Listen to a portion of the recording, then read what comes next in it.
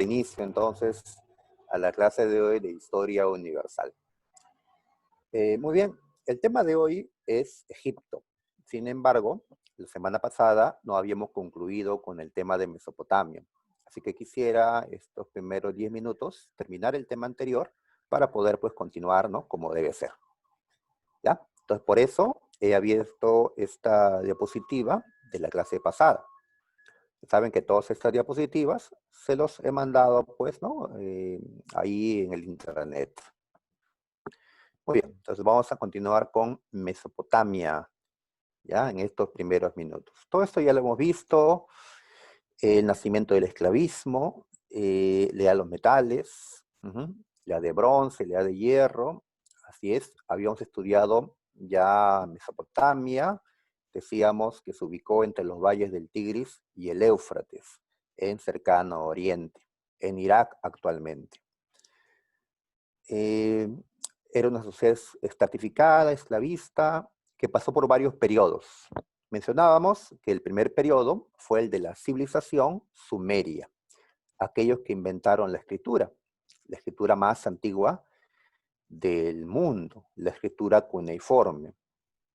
Ellos fueron conquistados luego por los acadios, ¿sí? Los acadios, por Sargón I de Akkad, quien fundó el imperio más antiguo de Mesopotamia, el imperio acadio.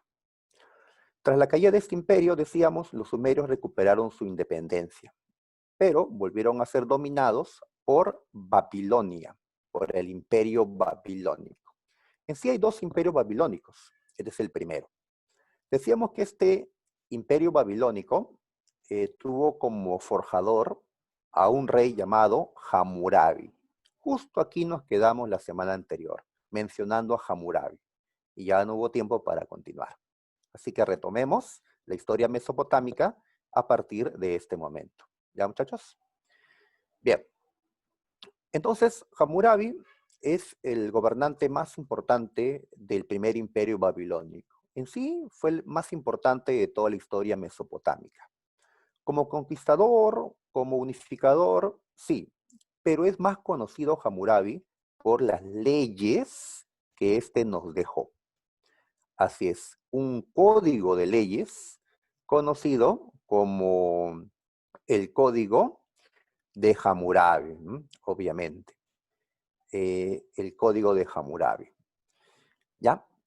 Recuerdo cuando estudiaba en la academia hace, ¿no? Unos añitos, me decían que el Código de Hammurabi era el más antiguo de los códigos legales. ¿Es cierto eso? No, no es cierto eso. Nosotros dijimos la semana pasada, vamos a retroceder, que más antiguo que el código de Hammurabi, por ejemplo, fue el código, por acá está, el código del rey Ur-Nammu, ¿sí? Que fue un rey sumerio de la ciudad de Ur, que obviamente existió antes que Hammurabi. Este código de Ur-Nammu, vamos a considerarlo un antecedente del código de Hammurabi. Ah, profe, entonces el código de Ur-Nammu es el más antiguo del mundo. No, los estudiosos están descubriendo leyes más antiguas, así que yo preferiría no preguntar cuál fue el código más antiguo todavía, ¿no? Ya, lo que sí estamos seguros es que el código de Hammurabi no es el código legal más antiguo. ¿Ya? Así que esa idea ya, ¿no? Que quede atrás. Así que señalo que Hammurabi lo que hizo fue compilar o recopilar leyes anteriores, leyes sumerias, como el código de Ur-Nammu. ¿Ya? Pero, profe, entonces, ¿por qué es más famoso el código de Hammurabi que el código de Ur-Nammu si es más antiguo? Ah, porque del código de Ur-Nammu apenas tenemos conocimiento. No ha quedado hasta el día de hoy. En cambio, del código de Hammurabi lo tenemos íntegro. En una roca que ustedes ven al costado está todo el código de Hammurabi. Ya, ahí están todas las leyes. Ahora las revisamos. Por eso es tan famoso, porque está completito este código. Muy bien. Entonces Hammurabi va a recopilar leyes anteriores, leyes sumerias. ¿Ya? Así es. Y sobre todo esta ley o este principio jurídico que llamamos la ley del talión, ¿ya? Talión no es una persona, ¿ah? No es el que dio esta ley. Talión es un término que significa igual, igualdad. O sea, ley del talión, ¿qué significa? Que si cometes un daño, si haces un daño, se te debe de castigar haciéndote lo mismo, ¿ya? O esta frase es más conocida, ojo por ojo y diente por diente, ¿ya? Entonces, si, no sé, le rompes un brazo a alguien, no te pueden castigar matándote, porque no es brazo por brazo, es vida por brazo.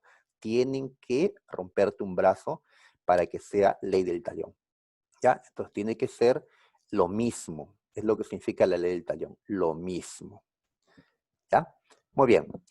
Este código tiene varias características, pero para entenderlo, creo que mejor deberíamos revisar las mismas leyes, ¿ya? Pero antes, señala acá que este código lo encontramos en una roca hallada en Susa. La estela de Susa es el nombre de esta piedra, ¿ya? Muy bien. Entonces, aquí se talló el código de Hammurabi. ¿En qué escritura, muchachos? En escritura cuneiforme, por supuesto, ¿no? Todos los mesopotámicos utilizaban signos cuneiformes que los sumerios inventaron. Profe, o sea, ¿tenían la misma lengua todos ellos? No, el idioma era diferente, pero la escritura, los caracteres, sí los compartían. Muy bien, por cierto, en esta imagen que he puesto, en la parte superior, ¿ya? Ojalá puedan verlo, aparece en este lado el rey Hammurabi. Y al costado, más grande que él, pues solo puede ser un dios. El que está al costado se cree que es el dios, el de acá, el dios Shamash o Shamash, dios de la justicia en Babilonia, que pareciera que le estuviera entregando algo a Hammurabi. Entonces, ¿cómo podemos interpretar esta escultura que se encuentra en la parte superior de la estela de Susa, del código? Pues como que el dios de la justicia le está dando a Hammurabi el poder para aplicar estas leyes, ¿ya? Y como estas leyes son de origen divino, pues son leyes estrictas, son leyes duras, ¿ya? Son leyes, pues, sagradas, ¿no? Como los 10 mandamientos de Moisés que fueron entregados en piedra, ¿no? Dice la Biblia. Pues acá también están en piedra para que no puedan ser alteradas, ¿ya? Muy bien, entonces, de esta manera, Hammurabi se representa junto al Dios como para decir, a mí me dio el poder el Dios, a mí, no a ustedes, a mí. Por lo tanto, yo soy el que decido, pues, al respecto, para acentuar su poder, por supuesto. Entonces, ¿qué cosa dice el código de Hammurabi? Imagino que ustedes han leído todo esto de que les mandé la semana pasada. Veamos rapidito, a ver. A ver, si un babilonio o babilónico robó el tesoro del dios, o sea, robó algo del templo, o robó algo del palacio, robó algo de la élite, ¿qué le va a pasar? Recibirá la muerte. ¿Acá hay ley del talión? No, acá no hay ley del talión.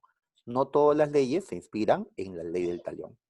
Pero lo que sí vemos es que hay una defensa a la propiedad de la élite, los sacerdotes y la realeza o la nobleza. Entonces el código protege los intereses de la clase dominante. ¿Qué más? Si una persona sacó un esclavo que no es suyo, ¿no? Sacó un esclavo del palacio, ¿sí? Los esclavos en Mesopotamia eran propiedad del Estado, están en palacio. Así que si alguien libera a un esclavo, ¿qué castigo recibe? La muerte, ¿ya? Entonces, ¿qué nos dice esta ley? Que el Código de Hammurabi fue un conjunto de leyes para defender el sistema esclavista, para que la esclavitud se conserve. Por eso castigaban a aquel que liberaba a un esclavo. Ah, esta ley 129, terrible, ¿ya? Los que creemos en la igualdad, pues, entre varón y mujer, ¿no? Lo rechazamos, pero en el pasado planteaban esto, Hammurabi, Parón, pues, ¿no? Plantea esto. Si una casada es sorprendida con otro hombre, yaciendo, ¿no? Ya sabes, ¿no? ¿Qué estarán haciendo? Pues, qué se les hace? A los dos se les ata y se les arroja al agua. Es decir, se los ahoga en el río Éufrates, que es el río que pasa por Babilonia. Entonces, pena de muerte para la infidelidad de la esposa, de la mujer. ¿Ya? Profe, o sea, también le pasa lo mismo al casado, al hombre infiel. En las leyes, y yo me he leído todas las leyes, no dice un castigo para el esposo infiel, solo aparece para la esposa nada más. Así que esta ley hecha por varones, pues a su conveniencia, ¿no? A ver, ¿qué más? Y si la mujer, la esposa, dice, no ha sido correcta, ¿ya? No se ha comportado como debiera, por ejemplo, ha disipado el patrimonio de la familia, ¿sí? O ha descuidado la atención de su marido, esta mujer también será arrojada al agua, pena de muerte. Así que vemos una sociedad patriarcal en la que los varones pues tienen la autoridad y castigan pues a sus esposas por estas conductas. Muy bien, a ver, sigamos a esto. Si un hombre libre vació el ojo, o sea, le cortó el ojo, ¿ya? Eh, de otro hombre libre o del hijo de otro hombre libre. Entonces, ¿qué castigo recibe este hombre, ¿ya? Que ha vaciado el ojo a otro? Se le vaciará su ojo. Ahora sí, vemos la ley del talión. Aquí está la ley del talión. Ojo por ojo. ¿Sí? Se le quiebra un hueso, pues se le quebrará un hueso. Tiene que ser, ¿no? El mismo hueso, ¿no? Así es. Ah, pero mira, si vació el ojo de un esclavo, de un hombre libre le vació el ojo a un esclavo, ¿ya? O le rompe el hueso a ese esclavo, ¿cuál es su condena? ¿Le cortan el ojo? ¿Le rompen el hueso? No. Dice, pagará la mitad del precio del esclavo a su amo. ¿Qué pasa acá? ¿Por qué no aplica la ley del talión? Porque no es lo mismo un hombre libre a un esclavo. Entonces, ¿qué cosa decimos aquí? Que la ley del talión solo se aplicaba entre personas de la misma condición social. Un hombre libre contra otro hombre libre. ¿Ya? Así es. Si es con un esclavo, no se aplica. ¿Ya? Bueno, si un esclavo daña a otro esclavo, en todo caso, sus amos tendrán que ver pues cómo reparan el daño económicamente, ¿no? Puede ser que el amo lo quiera matar o le rompa también el brazo, ¿no? Pero eso ya es una cuestión de los amos. Eso no está establecido en el Código de Hammurabi, ya que este código es para los hombres libres, no para los esclavos. Bien, entonces no siempre se aplica, como vemos, la ley del talión, ¿ya? Muy bien. Igual acá está el diente por diente. Así que en el Código de Hammurabi está casi textualmente el ojo por ojo y diente por diente.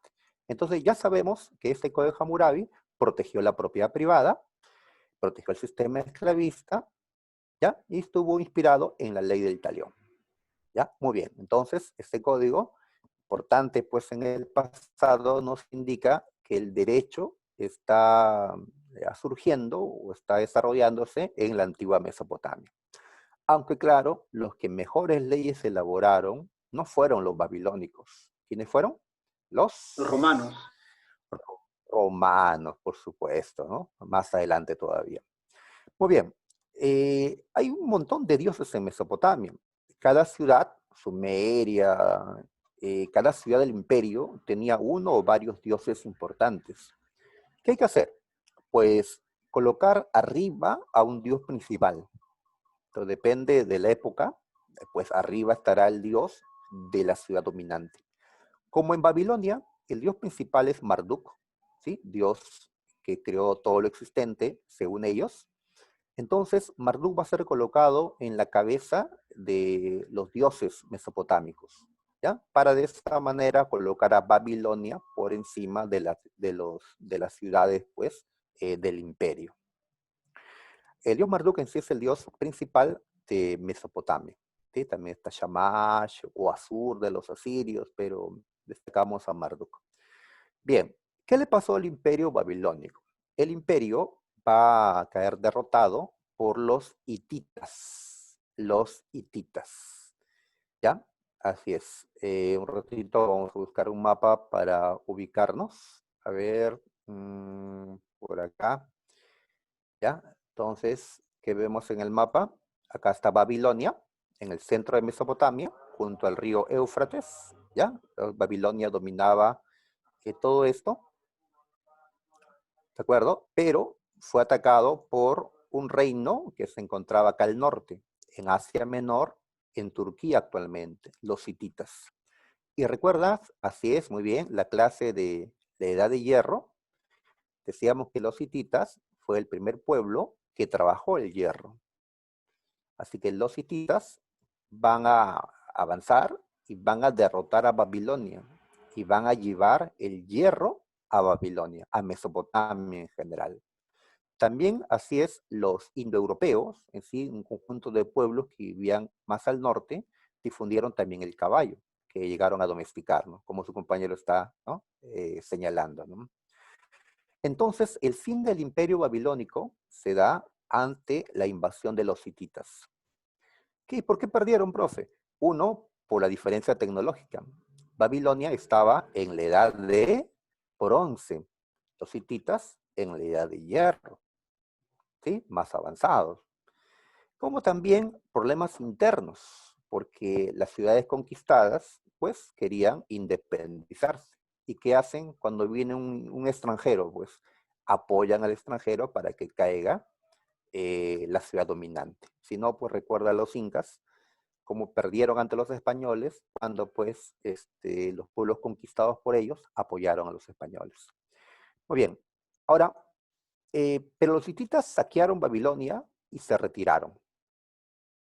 Un pueblo del este, de las montañas, llamado el pueblo casita, se apoderó del centro de Mesopotamia, de lo que llamamos Babilonia. Entonces, Babilonia sigue existiendo como ciudad, pero dominado por un pueblo extranjero y ya no hay imperio babilónico. Pasarán muchos años, ¿sí? Muchos años para que vuelva a existir un imperio en Mesopotamia. ¿Cuál va a ser este imperio? Pues el más poderoso, el más extenso, el más guerrero y esclavista que tuvo Mesopotamia, el asirio, ¿ya? El imperio asirio. Los asirios, como recordamos, vivieron en la zona norte de Mesopotamia, en la zona norte. ¿Ya? En el mapa que tenemos, nos ubicamos en efecto en la parte norte. Ahí dice Asiria. ¿Ya? Tuvieron como una ciudad capital en los inicios a Asur, y de ahí Asirios. Asur era el nombre de su dios y el nombre de esta primera capital. Más adelante tuvieron otras capitales. La más importante, cuando ya los asirios fueron un imperio poderoso, van a tener como capital a Nínive. ¿Ya? Cuando tuvieron como capital a Nínive, los asirios llegaron a dominar todo lo que aparece en este verde, ¿qué verde? Verde agua, no sé. ¿Ya? Todo esto llegaron a dominar los asirios en su mejor momento, ¿ya? Cuando tenían como capital a Nínive. Por supuesto, dominaron a Babilonia o a todos los pueblos que se encontraban acá al sur, ¿ya? Inclusive el mapa nos dice que van a llegar hasta Egipto y obviamente Fenicia y otras tierras. Entonces el imperio más poderoso y extenso que tuvo Mesopotamia fue el asirio, ¿ya? Que ni siquiera Egipto pudo contra los asirios. Bien, volvamos a donde nos encontrábamos, ¿ya? A ver, entonces, una razón para que ellos puedan, claro, ¿no? Así es, el gran Asurbanipal, y los incas, por su expansión considerable, así es. Decimos que los asirios lograron esta gran expansión por, por el uso del hierro. Pero por el uso masivo del hierro. Es decir, mientras los hititas estaban empezando a trabajar con el hierro, los asirios van a darle tal uso que van a tener pues ejércitos, ¿no? De hierro, ¿no? En sus lanzas, ¿no? Escudos, en sus armaduras que utilizaban. Así que ellos masificaron el uso del hierro. ¿Ok? Entonces es un imperio de hierro. Bien, también los carros de guerra. Sí, estas carretas arrastradas por caballos. Y así entonces, con esta maquinaria de guerra y con una psicología del terror que utilizaron los asirios, porque exterminaban prácticamente a una ciudad para que las otras ciudades se dejen conquistar, ¿no? Los asirios lograron entonces el imperio más extenso de Mesopotamia, como vimos en el mapa, ¿ya? Destacamos al rey Sargón II. Recuerda que Sargón I fue de Acadia, este Sargón II de Asiria. La construcción del palacio de Corsabat. Pero el soberano más poderoso que tuvo Asiria, el de la máxima expansión, fue Asurbanipal. Con él se consolidó la conquista sobre Egipto. Con él, Asiria logró la expansión, ¿no? Total. Pero este hombre no solo era un conquistador, así es, le gustaba también leer, ¿no? Le gustaba la cultura, así que recopiló una serie de tablillas de arcilla que tuvo en su palacio, en Nínive. Entonces, a esa colección de tablillas, ¿cómo le llamamos? La Biblioteca de Nínive, la biblioteca más antigua de la historia. Ahora, dentro de esta biblioteca se encontraron las tablillas donde se narra una epopeya, la más antigua epopeya de la historia. ¿Recuerdas cuál fue esa epopeya? La de ¿Mm? Gilgamesh. Gilgamesh, gracias, ¿no? Gilgamesh, así es, correcto. Y dentro de esas tablillas también se encontró lo que habíamos dicho la semana pasada, ¿ya? El relato del diluvio, donde el único sobreviviente fue Utnapishtim. ¿Recuerdas que habíamos comentado eso? Que ya el diluvio se encuentra en tablillas de arcilla, encontradas acá, escritas mucho antes que en la Biblia, ¿no? Muy bien. Así que es importante, ¿ah? Tal vez la biblioteca que estás recopilando pues, en tu casa, más adelante sea una gran fuente escrita para conocer la historia del Perú en el año 2020, ¿no? Quién sabe, ¿no? Así que ahí está la biblioteca. Sigamos.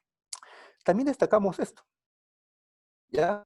Eh, sí, pues hay varios relatos sobre diluvio, ¿no? Tenemos entonces acá al costado, tenemos, ya, preguntan, ya, ¿es cierto, Azaradón de Egipto? Y por eso en los textos aparece Azaradón como el rey que conquistó Egipto, ¿sí? Antes que Asurbanipal. Por eso dije que con Asurbanipal se consolidó o se reafirmó la conquista sobre Egipto, ¿ya? Entonces, su pregunta es bastante puntual, ¿ya, compañero? En sí, si preguntaran, pues, ¿quién inició las conquistas de Egipto? En efecto, la respuesta sería Azaradón, ¿ya? Pero ya la consolidación es con Asurbanipal. Listo, entonces decíamos que, ¿qué es esta imagen? Pues esto aparece en los palacios y templos de los asirios. ¿Qué cosa es? Ah? Tiene cuerpo de toro, tiene alas y tiene cabeza humana, ¿sí? O tal vez de un dios antropomorfo, ¿no? Entonces, ¿cómo le llamamos a esto? Esto es un lamazu, por acá está, un lamazu o toro alado, ¿ya? En la presa Marcos preguntaban, ¿y esto qué finalidad tenía? ¿Ya? ¿Por qué lo colocaban, pues, junto a los templos o palacios? Pues la respuesta que damos es que estos lamazu serían espíritus protectores, divinidades protectoras de esos templos, para impedir, pues, que espíritus maléficos ingresen a ese lugar, ¿no? Obviamente son solo creencias de los asirios. Así que quien tenía un corazón pues maléfico no podía entrar según sus creencias. Nosotros obviamente sí entramos, ¿no? Así que por eso los vemos en las puertas de sus templos y palacios. Bien, ¿qué pasó con el imperio asirio tan poderoso? Pues va a caer.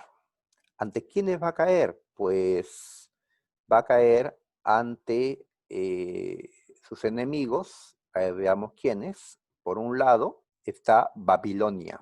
Babilonia, que se resistía a desaparecer, se subleva contra Siria. Más allá están los eh, medos. Están los medos.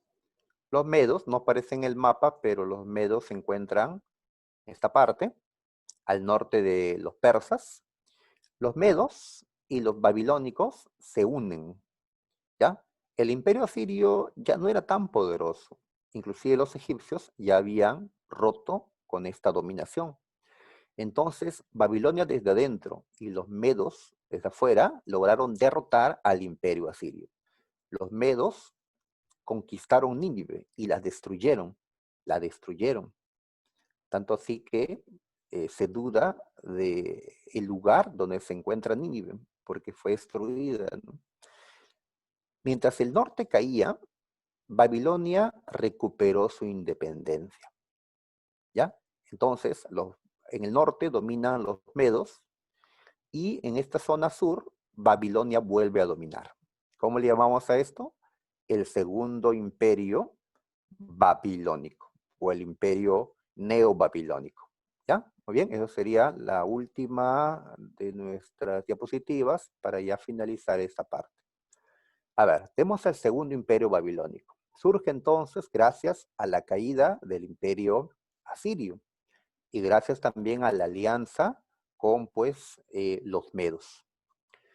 Bien, estoy destacando al gobernante más importante de Babilonia en esta época, Nabucodonosor II, quien embelleció la ciudad de Babilonia con estas obras. ¿Ya? Imperio Nuevo, el término Imperio Nuevo se utiliza para Egipto. ¿Ya? En Mesopotamia hablamos del Imperio Babilónico, en este caso el Imperio Neobabilónico. Ya, usted dice el Imperio Nuevo Babilónico. Si es así, está bien. ¿Ya? Ya, compañero Morales. Listo. Estoy leyendo los chats, no se preocupen.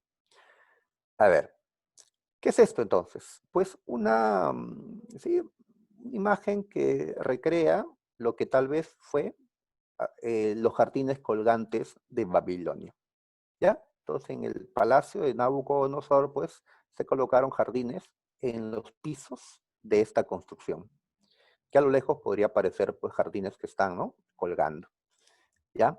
En sí, hoy no existen ya los jardines colgantes de Babilonia, pero habrán sido muy hermosos, ya que en el pasado se le consideró una de las 7 maravillas. Hoy ya no queda nada de esto. También se embelleció Babilonia agrandando el Zigurat o templo de Babilonia. ¿Recuerdas cómo se llamaba el dios más importante de Babilonia?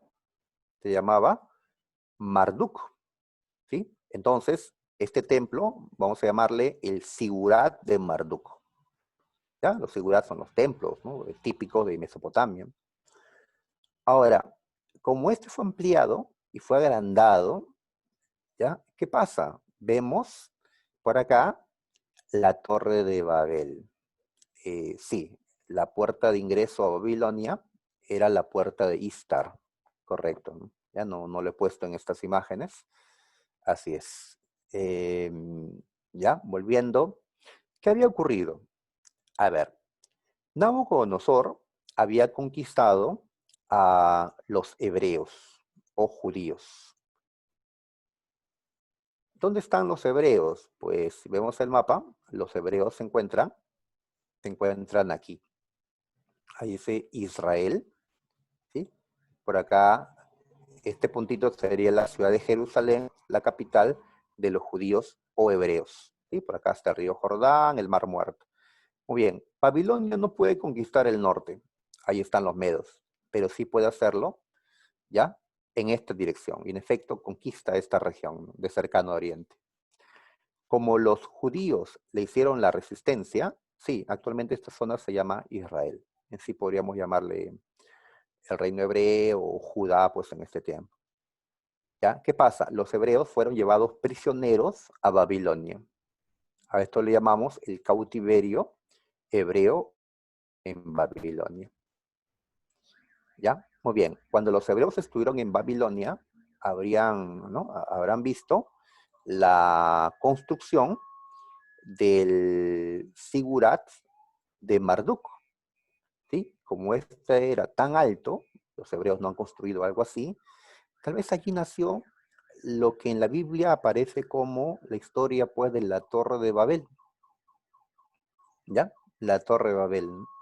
Entonces, cuando los judíos se encontraban en Babilonia. Digo tal vez porque pues todo esto requiere de comprobación, ¿no? Esto es una ciencia, todo tiene que demostrarse y no solo suponerse, ¿ya?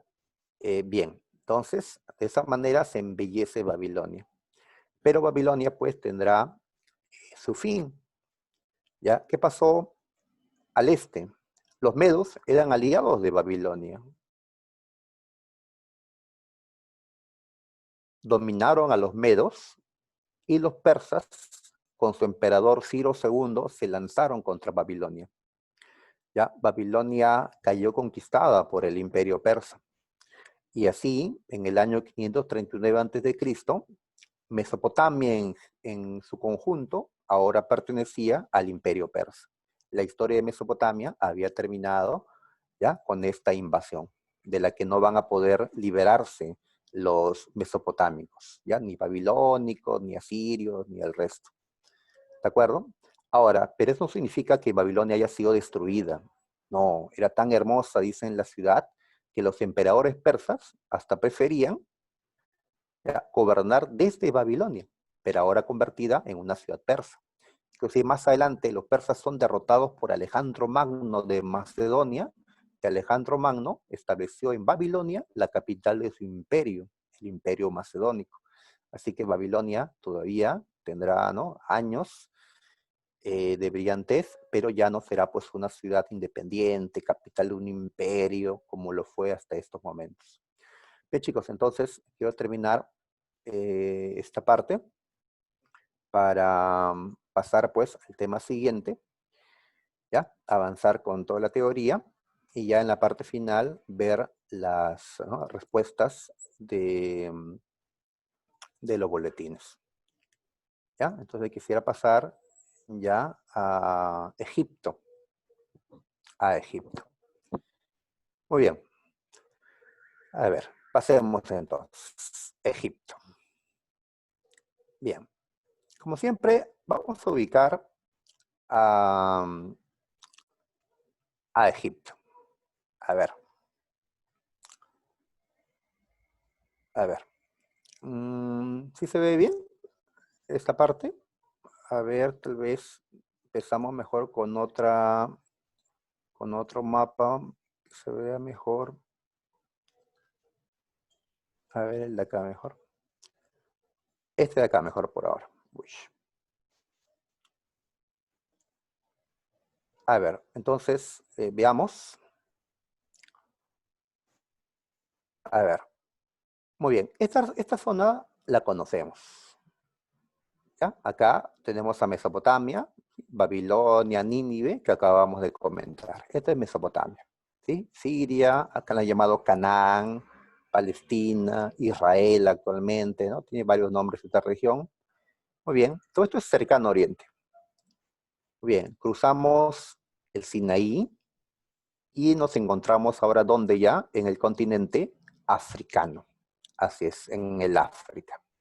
¿Ya? Esta será la zona norte y este del continente africano. ¿Ya? Vemos aquí, pues, corriendo uno de los ríos más grandes del mundo, el río Nilo.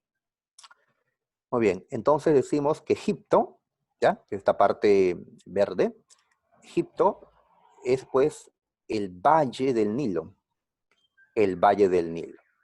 ¿Ya? Ahí están. Muy bien, pero quiero regresar, pues, a la primera diapositiva. ¿Ya? Ahora sí, lo vemos, ya nos ubicamos mejor. Entonces, esta zona verde es el Valle del Nilo. Así es, así es. ¿Ya? Ahí está. Muy bien, este río desemboca en el mar Mediterráneo. Pero antes de desembocar, como puedes ver, el río se ramifica y forma esto llamado un delta, el delta del Nilo. ¿Ya?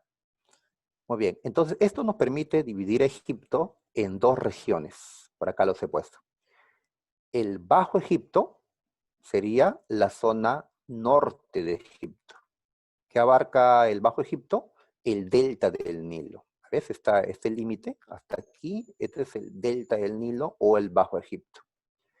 Y todo el resto, vamos a llamarle pues el valle, el Alto Egipto, a toda esta zona sur. ¿Ya? Entonces el Alto Egipto vendría a ser desde acá hasta Asuán. ¿Ya? Entonces estamos diferenciando, correcto, menos los va a unir, ¿no? Estamos diferenciando dos regiones dentro de Egipto, el Bajo y el Alto. Bajo, por ser una zona, ¿no? Costera, de poca altitud, y alto, por ser pues una zona ya de altura. Poco a poco, ¿no? Las montañas van pues apareciendo, ¿no? En esta zona sur.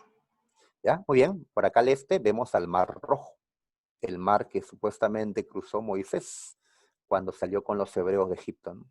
Ahí está el Sinaí, que es lo que los comunica a ellos con Cercano Oriente, que está hacia el este. ¿Ya? Muy bien, entonces, esta sería la ubicación. Todo lo que rodea, toda esta parte pintada de amarillo, esta zona que está en los alrededores, es desierto. En el Sinaí, en esta zona este, oeste, todo es desierto. O sea, todos los alrededores son desiertos. ¿Qué hubiera pasado si el río Nilo no existía en esta región? ¿Habría existido esta gran civilización?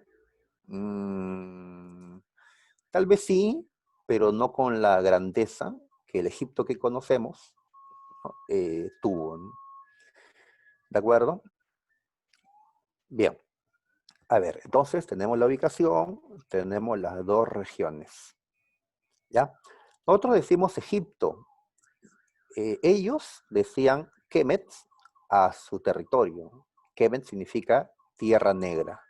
¿Y por qué llamaban tierra negra al territorio egipcio? Por el limo. Correcto, así es. Porque este río Nilo va a dejar, cuando inunde este valle, va a dejar, ¿ya? Un barro oscuro, ¿ya? Donde van a poder cultivar. Entonces, por eso a esta tierra, junto al río Nilo, le llamaban la Tierra Negra, por el limo, correcto. A diferencia de la tierra del desierto, ¿no? La tierra roja, ¿no? Egipto era la Tierra Negra. ¿Ya? Muy bien. Listo. A ver, sigamos. A ver, ¿qué vamos por acá? La economía egipcia. A ver, ellos dependían del río. Ellos dependían, pues, de estas aguas. Inclusive su calendario está dividido en tres estaciones, dependiendo, pues, de lo que el río les permita hacer. ¿Ya? A ver, veamos un ratito la imagen que está acá al costado, que me gusta ver. A ver, mes de junio. Junio, ¿ya? Lo que nosotros es junio. A ver, ¿qué pasa? Como la lluvia está cayendo en las montañas, el río Nilo ya ha crecido. Ha crecido el río Nilo. Como vemos en esta primera, en la imagen superior, el río Nilo ha crecido. Los egipcios están alejados, porque el río pues es enorme, es bravo, ¿no? Muy bien, entonces estamos colocando una primera estación o una primera parte del año que vamos a llamarle el de la inundación. ¿Por qué? Porque las tierras donde ellos siembran están inundadas por el río. ¿Ya? El río ha tenido esta crecida que se extiende desde junio a octubre. Muy bien, llegamos a octubre. ¿Qué pasa ahora con el río? Como las lluvias han disminuido, el río Nilo desciende su caudal. ¿Ya? Vuelve a la normalidad el río Nilo. ¿Qué pasó con estas tierras que estaban inundadas? Ahora ya no lo están. Pero mira, sobre esta tierra donde van a sembrar, ¿qué cosa ha depositado el río? El ¿Ya? limo. Así es, acá está oscurito, un poquito más oscurito debe estar, porque esto es el limo, campos cubiertos del limo. ¿Ah? Entonces, a diferencia de la tierra árida que está más allá, la tierra junto al río es una tierra fértil gracias a la presencia del limo, de esta capa de barro, ¿ya? Que va a nutrir la tierra. Muy bien, entonces ¿qué van a hacer los egipcios? Van a proceder a sembrar aquí. Así que estamos en la estación de la siembra. Octubre, ya, noviembre en sí, están sembrando y las plantas pues están creciendo. Muy bien, pero no podemos esperar hasta junio, porque en junio otra vez se va a inundar todo. ¿Qué hay que hacer? Pues en febrero empieza ya el mes de la recolección o la cosecha. Entonces los egipcios, ¿qué van a hacer? Van a ir a sus campos y van a pues a cosechar su trigo, ¿no? Su cebada, su lino, sus hortalizas, pues lo que necesitan, ¿no? De esa manera van a tener pues una gran producción agrícola, ¿ya? Muy bien, y así se llega a febrero, perdón, a junio y otra vez el río inunda. Entonces todos los años se daban crecidas por parte del río y estas crecidas fertilizaban la tierra. Así que no tenían que preocuparse por el hecho de que la tierra se gastara, se vuelva árida, porque el río todos los años fertilizaba la tierra. Cuando Heródoto, este griego que visitó Egipto, este griego conocido como el padre de la historia, él tuvo conocimiento de esto en sus viajes. Y por eso dijo Heródoto en su obra Historias, donde relata sobre varios pueblos, dijo que Egipto era un don del Nilo, que Egipto era un regalo del río, ¿ya? O sea que esta grandeza de Egipto se debió en parte, no solo al río, claro está, ¿no? Pero se debió en parte, pues, al río, ya que sus tierras eran siempre fértiles y de esa manera había tanto alimento, tanta población, tantas construcciones gracias a esa población, etcétera, ¿no? Egipto era un don del Nilo, ¿sí? Heródoto. Ahora, ¿en qué región de Egipto se daban más estas inundaciones, ¿no? Esta situación?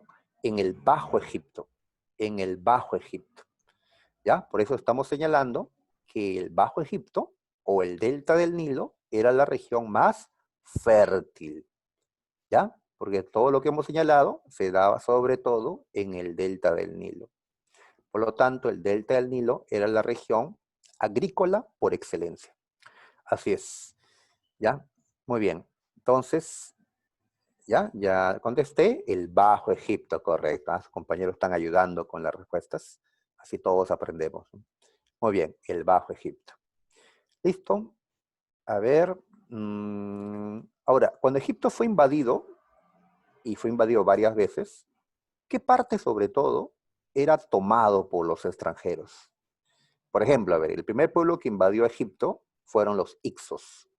Los Hicsos no invadieron todo Egipto, se conformaron con el Bajo Egipto, porque era suficiente el control del Bajo Egipto para asegurarse, pues, alimentos para mantener a su gente, ¿no? Así que la zona a dominar no era todo Egipto, no era necesario, sobre todo la zona más al sur, sino la zona del delta, ¿no? Era lo que más ambicionaban pueblos extranjeros poseer, ¿no? Y hasta los romanos, como veremos pues en otro momento, ¿no? ¿Ya? Listo, entonces, Cleopatra, perdón, disculpen. Cleopatra. Claro, Cleopatra, así es, fue la última faraona, ¿no?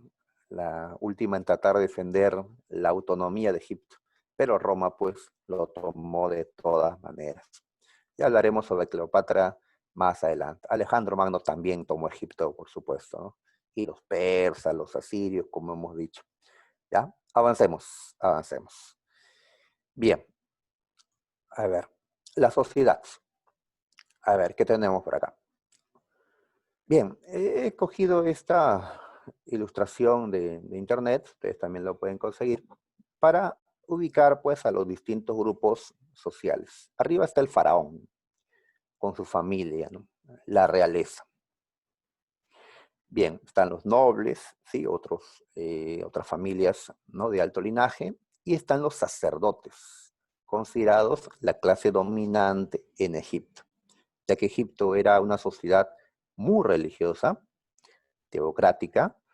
Ellos siempre están pensando no solo en esta vida, sino en la vida siguiente, que casi todo lo que hacían era pensando en eso, creían en la inmortalidad, Así que bajo estas creencias, los sacerdotes pues tenían bastante influencia. Muy bien, colocamos a funcionarios, por ejemplo, los escribas, que luego comentaremos, a soldados, ahí están los escribas justamente, y habían otros funcionarios. A ver.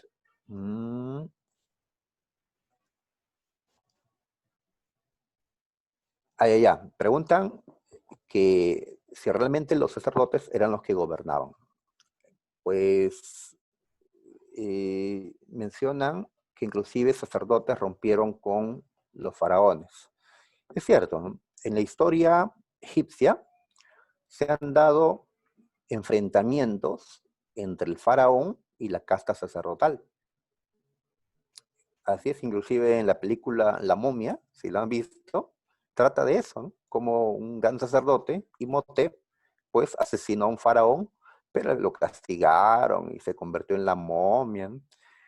Ah, claro, ¿no? Así es todo eso de la película.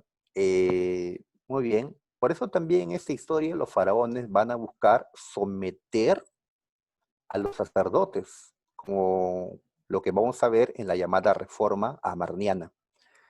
¿Ya? Así que eran la clase dominante, en efecto, pero pues tiene que haber una cabeza, ¿no? La cabeza era el faraón, ¿no?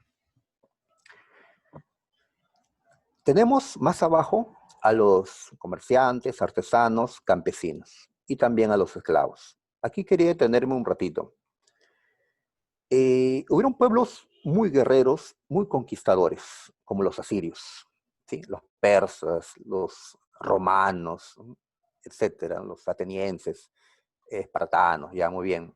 Pero Egipto nunca fue un pueblo así conquistador como los otros. Obviamente tenían ejército, ganaron, ¿no? Batallas, pero el militarismo no fue tan acentuado como en otros lugares. ¿Y eso qué consecuencia trae?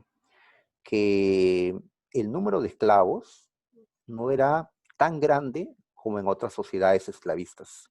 Inclusive en esta pirámide social han colocado más grande este sector de gente de pueblo, pero libre, que el de los esclavos. Me parece correcto. Los esclavos, como menciono acá, no llegaron a ser tan numerosos como los hombres libres.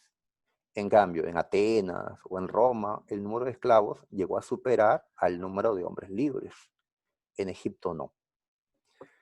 Entonces, ¿quiénes eran la base social de Egipto? Pues los esclavos eran parte, pero voy a destacar sobre todo a la población campesina, ¿ya? Que puedo llamar con este término, los felá, o feya, como se diga, pues, este término, campesinos. Y eso también me permite contestar una pregunta que hizo la Universidad de San Marcos al respecto. A ver, en los inicios de la historia egipcia, en el Imperio Antiguo, en la época en que se construían las pirámides, ¿ya? Como los esclavos eran poco numerosos, ¿cómo construyeron los faraones las pirámides? Ah, profesor, utilizaron numerosos esclavos para poder arrastrar esas rocas, pero hemos señalado que el número de esclavos no era considerable. ¿Quiénes eran los que mayormente participaron en la construcción de las pirámides? Ah, bueno, hay quienes, claro, creen que los extraterrestres hicieron las pirámides. No puedo estar de acuerdo, muchachos. ¿Ya? Hasta que un día me secuestre un extraterrestre, ahí voy a creerlo, ¿no? Por ahora, eh, señalo pues que fueron los hombres libres los que construyeron las pirámides. Ah, por cierto, en la época de las pirámides no existía la rueda. Los egipcios desconocían la rueda en ese tiempo. Por eso en las imágenes los vemos empujando. La rueda recién lo van a conocer cuando los Ixos los dominen. Pero en la época de las pirámides es una época anterior a la llegada de los Ixos. Así que tenían que ¿Jalaban con arrastrar. soga? Jalaban con sogas. Claro, jalaban con sogas. A ver si coloqué alguna imagen al respecto. Me parece que no he puesto. Ah, no, no lo he puesto. ¿Ya? Sí, tenían que jalar con cuerdas, muchos de ellos, pero en la parte debajo de la roca colocaban troncos para poder arrastrarlos. O la arena permite también el deslizamiento, ¿no? Si lo pones ahí tablas. En cambio, en Mesopotamia era más fácil, porque recuerda que en Mesopotamia se inventó la rueda, ¿ya? Así es. En Mesopotamia se inventó la rueda, así que ellos podían movilizar sus bloques más fácilmente que en Egipto. Pues Egipto necesitaba masas de trabajadores para construir. Como no habían tantos esclavos, ¿quiénes eran sobre todo esa masa? Pues los feyá o campesinos libres. ¿Y por qué ellos están trabajando en las pirámides? Porque era su tributo. En esa época tampoco había dinero, monedas de oro, por lo tanto el tributo que pagaban estos feyá era una tributación de servicios. Trabajar para el faraón. Algo así como la mitad de los incas. Trabajar para el Estado. Entonces, las pirámides fueron hechas sobre todo por hombres libres, no tanto por esclavos. ¿Ya? Entonces, eso es lo que los egiptólogos actuales nos señalan, de que es un error creer que las pirámides fueron construidas por esclavos en su mayoría. Claro, eran obligados la población libre a hacer las pirámides, como no se obligan a pagar impuestos, como no se obligan a hacer cosas como una forma de tributo. ¿Ya? Es parte de lo que la población libre tiene que hacer, tributar. Y si no existe el dinero, ¿cómo se tributa? Trabajando. ¿Ya? Pero eso no te convierte en esclavo. ¿Ya? Muy bien, ya que ese trabajo era temporal, hasta que cumplas, ¿no?, lo que corresponde a tu tributo. En cambio, los esclavos, pues, trabajan permanentemente, ¿no?, en esas duras tareas de movilizar rocas. Bien, entonces, para aclarar esta cuestión social, ¿ya? Claro, pues, rebeliones sociales se daban, ¿no? Ya, Tupac Amaru no tiene nada que ver. A ver, avancemos. Ya tenemos al faraón con poder absoluto. Ahora, esto es teórico, poder absoluto, ¿no? En sí no existe el poder absoluto al 100%, ¿no? Ya que quienes podían, digamos, rebelarse, no solo el pueblo, digo, gente de la élite, recortar el poder del faraón o hasta sacarlo, ¿no? ¿Ya? ¿Sacerdote? Así es, los sacerdotes. Pero también habían otros, los nomarcas, que ahora explicamos. Así que en teoría el poder era absoluto y teocrático. Teocrático significa que el poder de los faraones tenía una justificación divina. Profe, o sea que los faraones eran representantes de los dioses. No, no, no. Los representantes de los dioses son los sacerdotes. El faraón no decía ser representante de un dios, decía ser un dios vivo, un dios vivo. ¿Ya? Muchos de ellos se identificaron con Horus y decían, pues, soy Horus vivo, como en una novela mencionaban, ¿no?, en Moisés, creo. Así que se consideraban, pues, seres divinos, y por eso hablamos de teocracia. Bien, ahora, pero el faraón necesita gente para poder gobernar, gente que conozca de estos temas, así que tenemos a ministros llamados visires, siendo el gran visir el primer ministro. Pero Egipto es relativamente grande y está dividido en provincias. Esas provincias le llamamos nomos. Y en cada provincia hay un gobernador llamado nomarca. ¿Ya? Los nomarcas son los jefes provinciales, la nobleza local. Pero en un principio los nomarcas eran reyes hasta que un faraón los dominó. Por eso en el fondo los nomarcas, ¿qué querían? ¿Que continúe el faraón? No, querían que caiga, para de esa manera los nomarcas puedan volver a ser reyes de sus nomos o provincias. Por eso los nomarcas también eran una amenaza para el poder faraónico. ¿De acuerdo? Bien. Los escribas, que ha sido pregunta de admisión de San Marcos, los escribas fueron secretarios de nomarca, de visires, y sobre todo el faraón, ¿no? Como acá los vemos, el escriba puede estar al costado de estos funcionarios para, pues, apoyarlo, anotando, por ejemplo, las órdenes que éste establece. San Marcos nos preguntó por ellos, por esta función, que los escribas registraban los impuestos. No tanto recaudar, había, digamos, gente que podía hacerlo. Él es un intelectual, conoce de escritura, conoce cálculos, él registra como si fuera un contador, ¿no?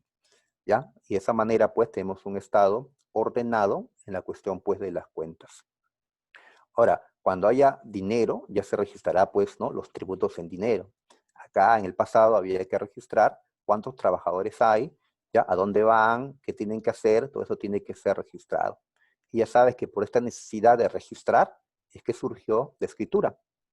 Y la escritura jeroglífica de Egipto es una de las más antiguas. ¿Ya? Muy bien, entonces, ahora, tan importantes fueron los escribas, se dice, que hasta tuvieron estatuas en Egipto. Claro, mayormente faraones, pero también aquí vemos la estatua del escriba sentado. Así se llama esta estatua que hasta ahora existe. ¿Ya? Entonces, ¿qué vemos? Pues la importancia para Egipto de estas personas. Ustedes que son estudiantes, si hubieran vivido en el antiguo Egipto, seguramente pues habrían buscado postular para ser escriba, ¿no? Lo cual era difícil porque la profesión pasaba de padres a hijos, pero por ahí pues se podría conseguir, quién sabe, ¿no? Muy bien, en esta imagen el faraón aparece con doble corona, si puedes verlo. Una blanca y una roja. ¿Sí? ¿Lo ves? ¿Por qué lleva doble corona? Vamos a revisar un ratito. Dominio. ¿Ya? Así es. Recuerda que Egipto se dividía en dos zonas. En el Dominio. Bajo Egipto, quien era el Bajo y Alto gobernante, Egipto. así es, quien era el gobernante del Bajo Egipto usaba una corona roja. Y el que gobernaba el Alto Egipto usaba una corona blanca. Entonces, si vemos a una persona, a un rey de Egipto, usando dos coronas, ¿qué significa eso? Que gobierna el Alto y el Bajo Egipto, correcto, de la Cruz. Ahí está, ¿no? Así es. Usa las dos coronas para representar la unidad de Egipto. Uh-huh. La unidad de Egipto. Y bueno, hay otros símbolos que lleva, ¿no?, con él. Avancemos, avancemos. A ver. La historia de Egipto, a ver. Al inicio, Egipto no estaba unificado, estaba dividido en nomos. A los nomos podemos llamarle regiones o pequeños reinos autónomos o ciudades. ¿Sí? Lo he puesto acá entre comillas porque muchos discrepan con llamarle ciudad. La cuestión es que estos nomos inicialmente eran independientes. ¿Ya? Cada nomo tenía su propio rey, llamado nomarca. ¿Sí? De nomo, nomarca. Muy bien. Sin embargo, siempre pues hay quienes quieren imponerse, quieren la unificación, quieren la integración. Entonces, de esa manera, los nomos terminaron enfrentándose. Ahora, los nomos de la región alta y los de la región baja eran pues distintos. ¿Qué tenían como ventaja los nomos que vivían en el Bajo Egipto? ¿Qué ventaja tenían frente a los del Alto? Ya lo hemos dicho, que sus tierras eran más Más fértiles. fértiles. Claro, tenían la zona más fértil de Egipto, la que era envidiada por los del Alto Egipto, ¿no? Muy bien, entonces, ¿qué tienen que hacer los nomos del Bajo Egipto? Unirse en un reino para defender el control de la mejor tierra de Egipto, el delta del Nilo. Y los del Alto Egipto terminaron también uniéndose, los nomos del Alto Egipto, para poder imponerse sobre el Bajo. Y así el Alto Egipto también disfrute de la riqueza agrícola del Bajo Egipto. Así que este tiempo en que Egipto no está unificado, le llamamos el periodo predinástico, ¿ya? ¿Por qué predinástico? Porque los faraones van a formar dinastías, ¿ya? Pero en este tiempo aún no existen faraones. Para que haya un faraón, tiene que haber unificación previamente, ¿ya? Listo, entonces, guerra entre el Alto y el Bajo Egipto, que duró pues mucho tiempo. Ya en este tiempo los egipcios ya son una civilización porque ya tienen escritura, la escritura jeroglífica que ya están usando. Sabemos, sin embargo, que la escritura más antigua del mundo no es la jeroglífica, es la cuneiforme, ¿no? Sí, también ya han elaborado un Uniforme. calendario de los años. Correcto. Bien. Pasemos acá a ver. Bien, el periodo tinita o arcaico, ¿ya? Algunos no colocan esto, yo sí lo he puesto basándome en materiales de la pre y lo hago porque puede ser que los materiales de la pre de San Marcos puedan ser utilizados para el examen de admisión de San Marcos. Por eso lo utilizo. Ya ha ocurrido, ya ocurrió eso. A ver, el periodo tinita ya es el periodo en que Egipto se unifica.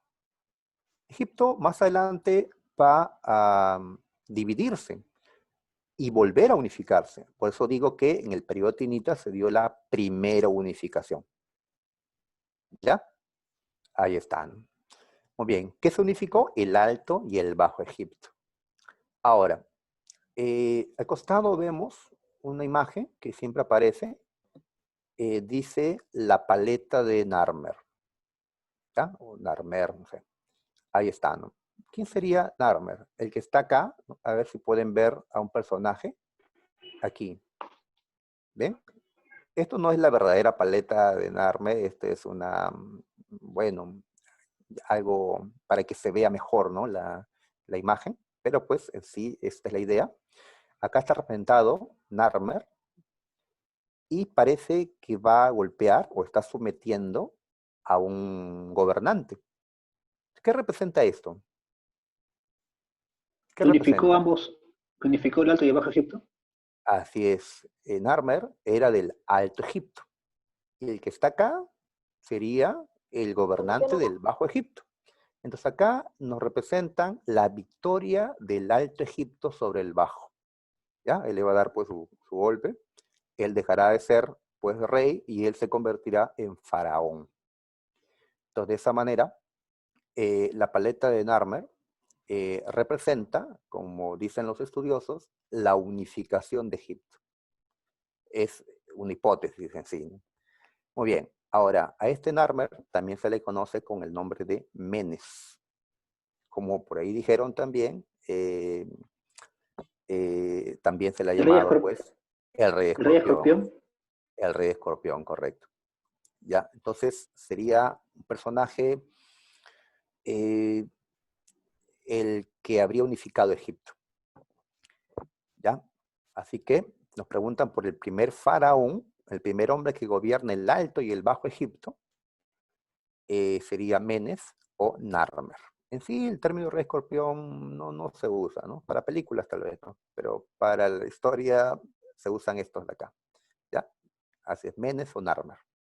¿Ya, profe? Pero dos nombres, ¿por qué? Ah, bueno, ¿quién fundó el Cusco? ¿Manco Cápac o Ayarmanco, ¿no? Ah, la misma persona. Ah, igual, ¿no? Por acá. Entonces tenemos a un primer faraón, ¿ya? La primera unificación. Muy bien. ¿Por qué le llamamos periodo tinita? Porque Egipto va a tener como capital, la primera capital de Egipto fue Tinis. Esto no significa Tenis. que fuera la primera ciudad, ¿no? Sino que fue la primera ciudad centro de todo Egipto. Y ahí periodo tinita. Así es, si lo buscamos en el mapa, ¿dónde se ubica Tinis? Por acá vemos a Tinis en este lugar. O sea, ¿en qué región? En el Alto. Alto. Correcto. El Alto Egipto domina el Bajo. ¿Ya? Tinis es la capital. Muy bien. Ahora, ¿esto le gustó a los gnomos del Bajo Egipto? Ser derrotados, estar dominados. No. ¿Qué cosa hacían los gnomos del Bajo Egipto? Pues rebelarse. ¿Qué problema ocurre? Que Tinis está lejos para poder controlar o someter a los rebeldes del Bajo Egipto. Entonces, por cuestión, digamos, estratégica, por cuestión de gobierno, lo mejor era que Tinis no sea ya la capital, sino una ciudad que esté más cerca al Bajo Egipto. ¿Ya? Memphis. Una ciudad Memphis. medio. Memphis, correcto. Por eso, ¿ya? Volviendo, vamos a pasar al periodo menfita.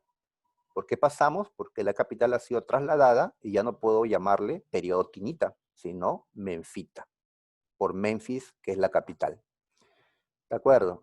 Entonces, la posición estratégica de Memphis pues permitía un control sobre ambas regiones. A este tiempo también se le llama el del Imperio Antiguo.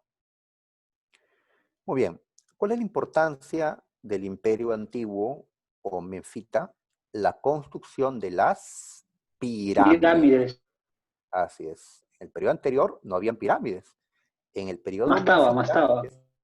así es, en el periodo menfita es cuando se construyen las pirámides. Correcto. Bien, pues, compañero nos está ayudando. En efecto, en el periodo anterior, lo que se construía era una mastaba. ¿Qué es una mastaba? A ver, observemos esta pirámide escalonada. Imagínate solo el primer piso, solo esta primera parte. Entonces, esto que está acá vendría a ser una mastaba. Pero si colocas una mastaba encima de otra, y así superpones varias mastabas, ¿qué tenemos ya? Tenemos una pirámide. Escalonada le llaman. Para que sea pirámide trunca, sería así, pero con toda la parte superior incompleta. ¿Ya? Una pirámide así. Pero si es una pirámide como esta, donde se ve como escalones, le llamamos pirámide escalonada. ¿Ya? Entonces, antes se construían mastabas, como tumbas de la élite. Recién en este periodo es que se van a construir pirámides. ¿Ya? Entonces, el Egipto de las pirámides es el Egipto el del Imperio Antiguo, o Menfit. Esta que acabamos de ver es la pirámide más antigua de Egipto. ¿Ya? Le llamamos la pirámide de... ¿Dónde está? Ahí está, la pirámide de Soser. No. La más antigua es la pirámide de Soser, la que mandó construir el faraón Soser. ¿Ya? Aunque él no la diseñó. A quien se le ocurrió esto fue a su ministro, un gran arquitecto para esa época, pues lo fue, Imhotep. llamado Imhotep, cuyo nombre se usó en la película La Momia, para la momia, ¿no? Pues entonces Imhotep fue justamente el que dijo, ya, ¿y qué tal si sobre una mastaba construimos otra, y otra, y otra, y otra? Y de esa manera, pues se superó la época de las mastabas del periodo tinita, ¿no? Ahora empezó Imhotep la época de las pirámides. Esta pirámide es una pirámide de tipo escalonada, ¿sí? Por la forma que tiene, escalonada. ¿Ya? Muy bien, pero ya es la primera pirámide. ¿Ya? Ahí está este camellito. Yo ya sueño con viajar a Egipto, montarme en un camellito y recorrer pues las pirámides. En un día, muchachos, en un día, falta plata nomás y que acabe la pandemia. Bien, entonces tenemos la primera pirámide. ¿Dónde ubicamos esta pirámide? En Saqqara. Este es el lugar. A la pirámide se le llama la pirámide de Soser o la pirámide de Saqqara, a la más antigua. Y así se construyeron después otras pirámides escalonadas, pero le va a tocar a otra dinastía, al faraón Keops, dar otro salto en la arquitectura megalítica. Construir una pirámide más impresionante. Ya no escalonada, así es, sino una pirámide clásica, como le llamábamos. La pirámide clásica es esta que ya no se ven los escalones y tiene punta, ¿sí? La que tiene escalones se llama escalonada. La que no tiene punta se le llama pirámide trunca. Entonces, las pirámides de Egipto son las pirámides La pirámide de clásicas. Gizeh.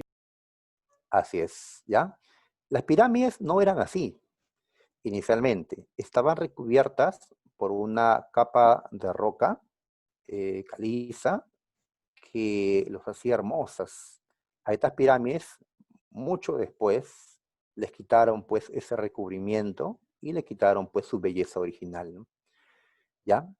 Así que tenemos a la pirámide de Keops, Kefren y Miserinus, ¿ya? Las tres pirámides más grandes de Egipto. ¿Ya? Muy bien. ¿Dónde se ubican estas pirámides? Se ubican en un lugar llamado Gizeh o Giza. Así que les llamamos las pirámides de Giza. A estas que son las más grandes. ¿De acuerdo? ¿Y dónde se encuentran, por cierto, las pirámides? Viendo la ubicación otra vez, las pirámides las encontramos acá. Las encontramos, ¿ya? Acá está Gizeh, la encontramos. O sea, están cerca a Memphis. En Memphis están vivos los faraones gobernando y ya muertos son llevados a Gizeh. Algo curioso es lo siguiente. Cuando están vivos, están en la zona este del río. Cuando ya están muertos, están en la zona oeste. ¿Ya? Más adelante, por acá se puede observar, cuando están vivos los faraones de Tebas, están en la parte este. Pero cuando ya están muertos, son enterrados en el Valle de los Reyes, en el oeste. Entonces, ¿qué creencia es esta? ¿Ah? ¿Por dónde sale el sol? Por el este y se oculta al oeste. O sea que si el sol sale, ¿qué representa? Tal vez la vida. Y cuando el sol se oculta, ¿qué representaría eso? La La muerte. muerte. La muerte. Por eso la muerte tiene que estar al oeste y la vida al este. No se cumple siempre esto, pero la mayoría de veces sí. ¿Ya? Los faraones de Memphis están al este, vivos. Ya sus momias están en el oeste. Bien, entonces ahí están las pirámides. Volvamos. A ver, volvamos. Ya. Muy bien. ¿Qué representan las pirámides en esta época? Pues el apogeo de este imperio antiguo, ¿no? Ya que cómo fue posible construir tremendas obras en ¿no? En este tiempo. ¿Las pirámides de cuándo son? Son de hace casi 5.000 años. Hace casi 5.000 años. ¡Wow! ¿No? Y no tenían medios modernos, ni siquiera rueda para mover estas rocas. Y lo hicieron, ¿ya? Yo no estoy de acuerdo con la intervención extraterrestre, ¿ya? Pienso que el trabajo masivo, ¿no? de los FEYA, de los campesinos, de gente capaz, ¿no? Intelectual de Egipto, y también, pues, ¿no? La conducción de un faraón, pues, para realizar estas proezas, hizo, ¿no? Posible estas obras, ¿no? Así que, ¿qué tiempo duró la construcción? Pues dicen que la pirámide más grande tardó unos 20 años en construirse, la más grande, ¿no? 20 años. Así que si eres faraón, desde ahora que te han puesto o has asumido, ya que tu padre ha muerto, tienes que empezar a hacer tu tumba. Recuerda que una pirámide es la tumba de un faraón. Y cuando muera, tu momia será colocada en su interior. Muy bien, entonces las pirámides, una de las 7 viejas maravillas y la única que se ha mantenido hasta el día de hoy, la única de las 7 antiguas maravillas. Correcto, ¿no? Así es, han pasado 5.000 años y están allí, pasarán 5.000 más y seguirán allí. En cambio, otras construcciones se han derrumbado ya, ¿no? Muy bien, sigamos. Ahora, pero ¿qué problema trajo la construcción de estas tremendas obras? Mucho gasto en el trabajo de la gente, en recursos, ¿no? En roca, en tiempo, ¿no? Porque al final, ¿a quién beneficia esta obra? una pirámide. El único beneficiado es el faraón, que va a tener una tumba megalítica, supuestamente segura para su momia. ¿El pueblo se beneficia? ¿Las provincias se benefician? No. Entonces, estos excesos, ¿ya?, de los faraones en los gastos en estas obras fueron también una causa para la rebelión de los nomarcas, los gobernadores provinciales, quienes se van a sublevar. Ya, una tumba así, yo prefiero que me incineren y me conserven en un frasco por ahí. Bueno, entonces tenemos que el imperio antiguo va a desaparecer ante la rebelión de los nomarcas.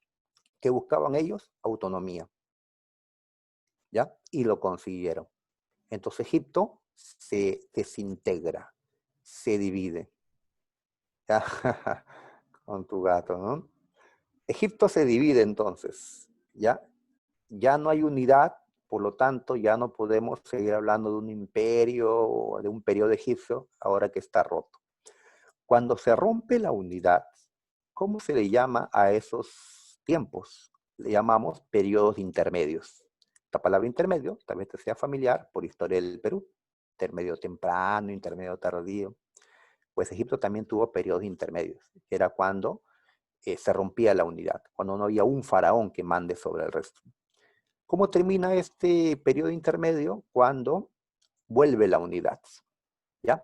Entonces, hace 4000 años, Mentuhotep II logró reunificar a Egipto, ¿ya? Volvió la unidad del Alto y el Bajo Egipto. Los nomarcas fueron sometidos por el nuevo faraón. Entonces hablamos de un nuevo periodo, el Imperio Medio, también llamado tebano. ¿Y por qué tebano? Porque la nueva Tebas. capital ya no va a ser, así es, Memphis pierde ya su sitio y ahora Tebas va a ser la nueva capital. No, profe, Tebas queda en Grecia, alguien dirá, ¿no? Sí, en Grecia había otra Tebas. Acá estamos hablando de la Tebas egipcia.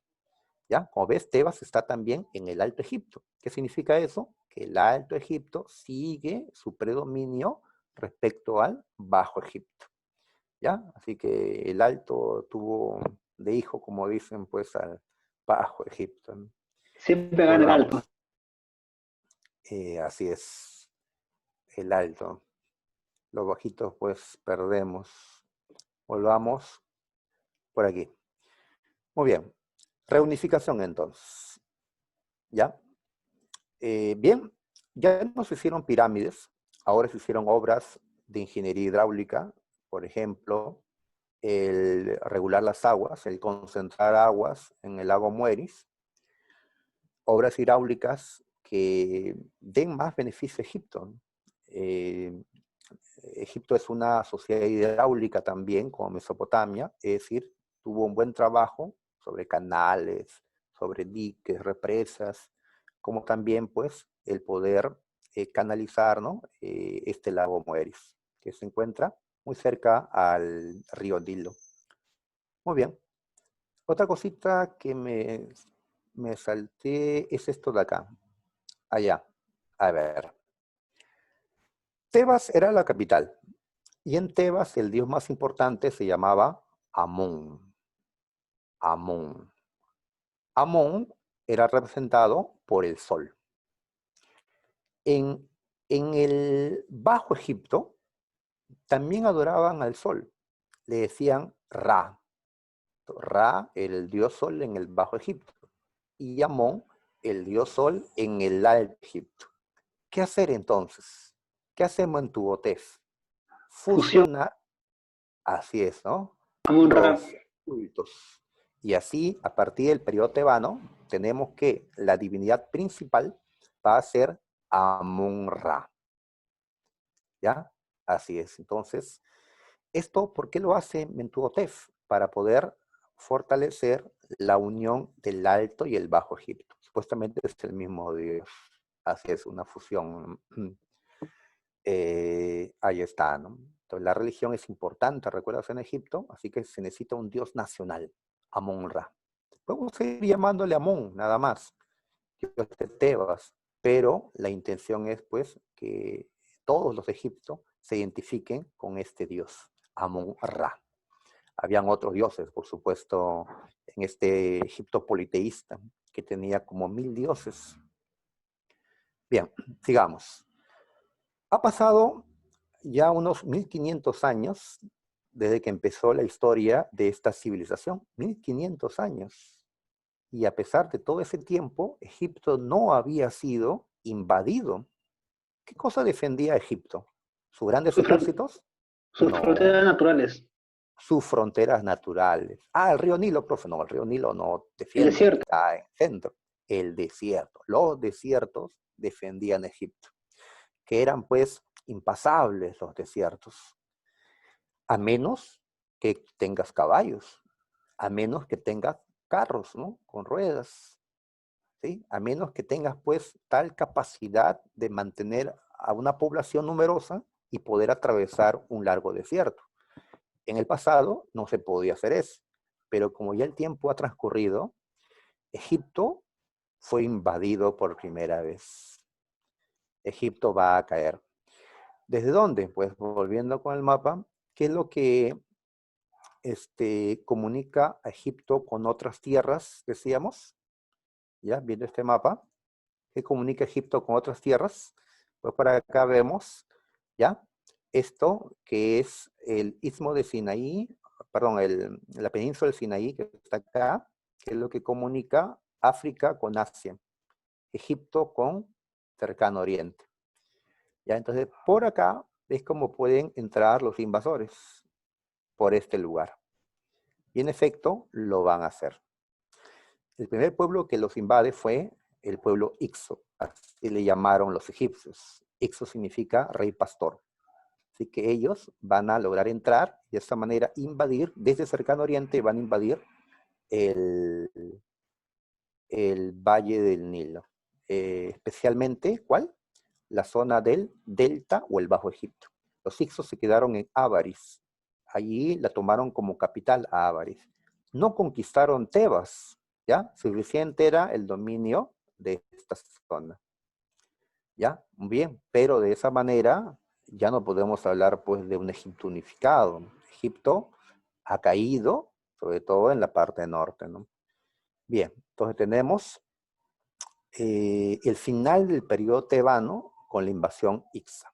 Ahora, ¿qué positivo trajo esta invasión? Que los Ixos llevaron a Egipto el hierro. Profe, ¿pero el hierro no era inventado recién por los hititas? Sí, claro, los hititas lo empezaron. Ya pueblos de Asia lo conocen gracias a los hititas.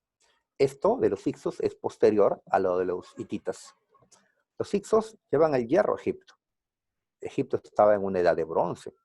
Ahora recién empieza su edad de hierro. Llevan los caballos y los carros de guerra.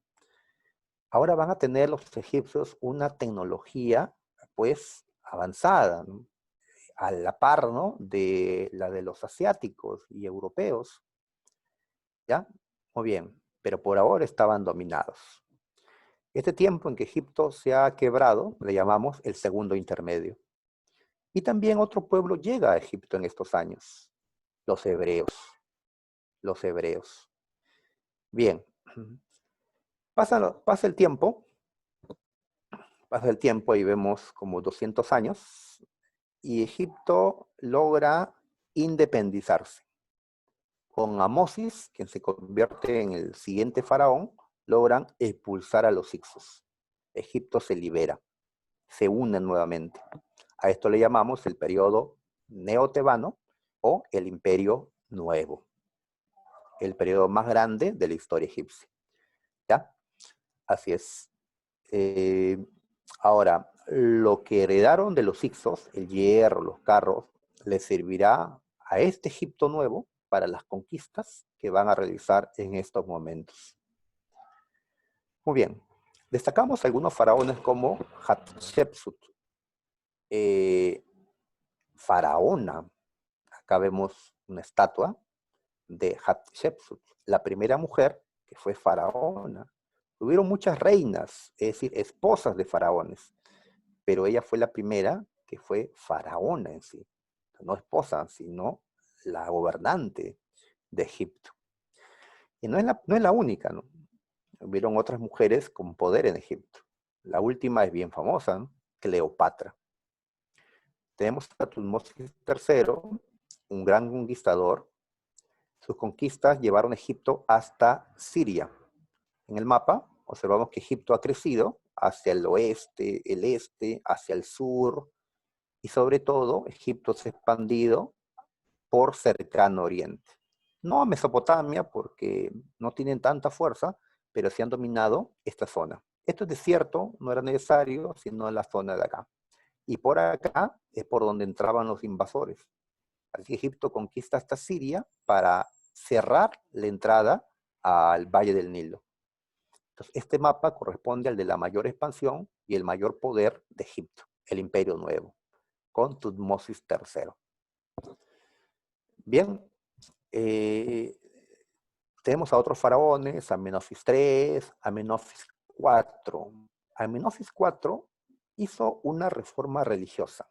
¿Qué dijo? A partir de ahora, el único dios que será adorado en Egipto será el dios Atón. Atón. Atón era un dios secundario. El dios principal era Amón-Ra. Y habían otros dioses. ¿Por qué hace esto el faraón? Porque el culto a Amón, Ra y a otros dioses lo controlaban los sacerdotes. Y gracias a ese culto, los sacerdotes tenían riquezas, los tributos de la población. Tenían grandes templos, tenían influencia, tenían poder los sacerdotes. ¿Cómo puede el faraón quitarle ese poder a los sacerdotes, sobre todo los más poderosos sacerdotes, los de Amón-Ra? Pues prohibiendo el culto a Amón.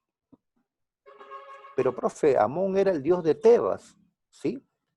Así que el faraón prohíbe los demás cultos y solo permite el culto a Atón, que pasó de ser un dios secundario a el único dios permitido en Egipto.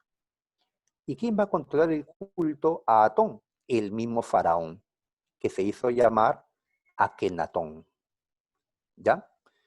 A esto le llamamos la reforma marniana, porque el faraón dejó Tebas, ¿ya? Dejó Tebas y se fue a otra ciudad llamada Amarna, o Tel el Amarna. En este mapa no aparece, en el mapa anterior sí está. Entonces, como esto lo hace, como el faraón se establece en Amarna, entonces a esto le llamamos la reforma amarniana. En Tebas estaban los sacerdotes molestos con el faraón, deseosos hasta de matarlo o hacer una guerra civil. No era fácil esto. Muy bien. Otros dicen que Amenofis IV no fue el que realmente lo hizo, sino su mujer, Nefertiti, la bella Nefertiti, que él era un pisado y fue ella la que planeó todo esto, ¿no? Pero la historia coloca a Amenofis porque él era el faraón, ¿no? Ella era pues ¿no? El poder detrás del faraón. ¿Ya? Claro, así es, se lo llanta, así es. Yucra no, Yucra no. ¿Ya? Bien, los que no saben, Yucra es mi apellido, por si acaso. Bien, listo. Ahora, pero esto fracasó porque tras la muerte de Nefertiti y la muerte de Amenofis o Akenatón, el hijo de Amenofis, llamado Tutankamón, que se llamaba primero Tutankatón, ¿qué hizo él, el siguiente faraón? Restableció el politeísmo en Egipto. ¿Ya? Así es, congraciándose con los sacerdotes que lo presionaban pues al joven Tutankamón, que era solo un adolescente cuando gobernaba, ¿no? Entonces el hijo deshizo lo que el padre había hecho, ¿no? Tutankatón. Ahora que el politeísmo ha vuelto, ¿quién volvió a ser el dios principal? Pues Amón, Amón-Ra. Por eso se cambió de nombre de Tutankatón, a Tutankamón, como lo conocemos más. Nada más hizo Tutankamón porque murió tal vez a los 19 años, muy joven. ¿Ya? Se cree que alguna peste lo habría llevado a la muerte a Tutankamón. Ahora, si en vida no hizo mucho, muerto va a ser más importante Tutankamón. ¿Cómo así? Carter, hace 100 años, encontró su tumba y era la primera tumba intacta de un faraón. ¿Ya? Sí, muchos nombres en la historia, hay muchos nombres. Así que poco a poco tenemos que repasar y repasar y los nombres van a terminar pues en la mente, ¿no? Vean documentales también pues para que ya se interesen más pues por todo esto, ¿no? ¿Ya? Bueno, sí, cuando Carter encontró la tumba de Tutankamón, pues encontró una maldición. Los faraones colocaban maldiciones para que no profanen sus tumbas. Pero, ¿ustedes creen en maldiciones? Pero, profe, No, la gente que abrió la tumba de Tutankamón enfermó y llegaron a morir inclusive. Esa es la maldición de Tutankamón. Ya, pero a ver, somos científicos. ¿Se puede explicar eso? Una tumba cerrada, miles de años, ¿ya? No contendrá ese espacio cerrado gases, no habrán microorganismos, es una tumba, es una momia la que está allí. O sea, no se puede abrir un lugar de ese tipo, así nomás, como lo hacían para 1920, pues, ¿no? Ahora pues deberíamos entrar con un traje especial, ¿no?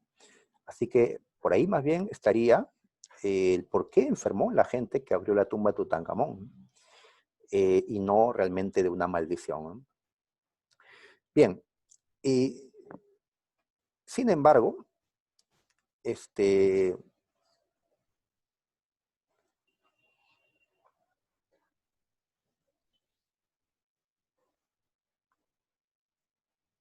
chicos, ¿qué horas son? Son creo ya, me pasé las 12. Sí, me pasé las 12, muchachos.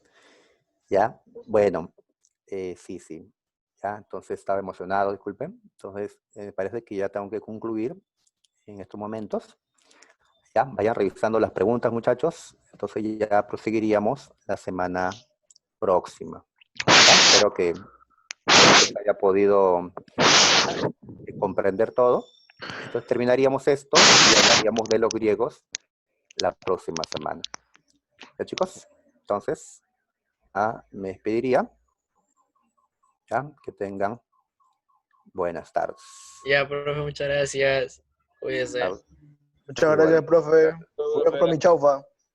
así es, ¿no? Qué Vamos a rico. almorzar. Ya, nos vemos. Mucho, profe, gracias. Hostia, ¿qué pasó? ¿Qué va a pasar, tío? ¿Qué? Soy el hospedador. ¿Yo soy hospedador? Sí.